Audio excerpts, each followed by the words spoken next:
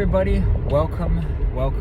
Today I just wanted to talk a little bit about how sometimes going through the insurance kind of coverage, everything is more expensive than just paying cash. And I kind of wanted to tell you how and why that is. Okay, so this might be a good thing to kind of explain to your client as to why sometimes using insurance is more expensive. It's not like it's a scam or it's, greed. It could be for all we know, but think about it this way, okay?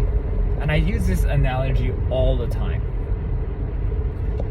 When you go to 7-Eleven or any convenience store and you buy a small bag of chips, it's expensive. It's like sometimes it can be like $2.50 for something you can get at Walmart, or buying a big bundle for like $1 or less. Why is that? Well, that's convenience, right? You're paying for convenience. Okay? Now let's take it up a notch and let's go and talk about advice, okay? So when people used to come and see me when I was a financial planner, I would charge anywhere between $250 to $400 an hour. And the advice I would provide them was very basic. It was definitely practiced and experienced advice, but it is advice that most people could argue you can find online. You can find literally anything online, right? So you could find it online. I'm not going to argue with that. You could. Now the applicability and all that stuff, we're not going to talk about that. That's for another time. But you can go with free, or you can go with my cost, $400 an hour, right? Your choice. Now when you use insurance, specifically to pick up medication, the insurance will bake in the cost for the pharmacist to, number one, provide labor to package the pills, and two, advice to provide a consultation when you pick up this medication. All the time, doesn't matter if it's new or not. Your cost is baked in. Secondly, or thirdly, they will also pay what's called a pharmacy benefit manager. Now the pharmacy benefit manager is kind of like the go-in-between the pharmacy and the pharmaceutical company. They, for whatever reason, they negotiate the price that the insurance company is willing to pay for this medication and the amount that the pharmacy can make or should charge. So think about that now. All of that, plus you're buying it at the convenience store, it's going to be marked up heavily, right? Marked up hundreds of percent perhaps. And I have a very good example. Now I'm not going to show you any of the pictures or anything that I've taken, but I had an over-the-counter supplement prescribed to me. Or it wasn't prescribed to me, it was prescribed to a family member. And this medication, while yes, it can be prescribed, you can also buy it over the counter. So when we got the medication, we went through insurance. Again, like the idiot I am, I was like, we'll just wait for the insurance to cover. We'll see how much they'll cover. Come back for a 90-day supply of 40 pills. It was $18.99. Not so bad, right? Geez, $18.99. I can afford that. So I do a little bit of digging, and I find out the name of the manufacturer of this product, the dosing of this product, and I go to Amazon, because Amazon has a pharmacy. I plug in the exact manufacturer, the exact same dosage, and the exact same national drug NDC number, I don't know, national drug comparison number or something. Find the exact one. For 100 of these pills, it's $9.99, half price for 2.5 times more quantity. Okay, So that is the cost of having your medications prescribed to you instead of just taking your doctor's word for it to get an over-the-counter medication and then getting it that way. Now, it's again, I'm not saying that the system is corrupt. I'm not saying that the system is greedy. I'm saying is the system is charging us for advice and convenience. So if it's a medication that you already know you have to take, and if it's a medication that you're willing to go online, somewhere else, look up for a coupon,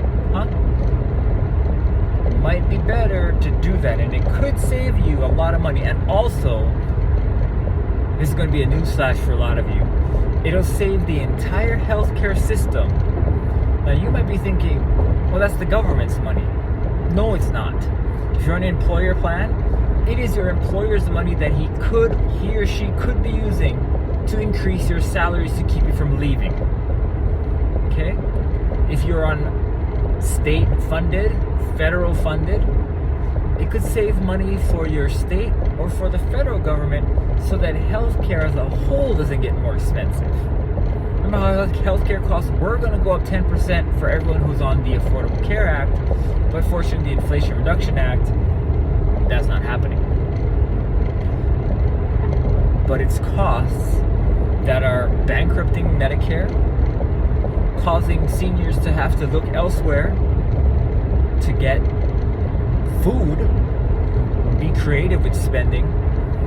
So just know that even I am not immune to all these problems. So if you can do your due diligence and find out, hey, maybe this medication that I always get filled at the pharmacy, maybe I don't need it filled there, or maybe I should look at some other ways.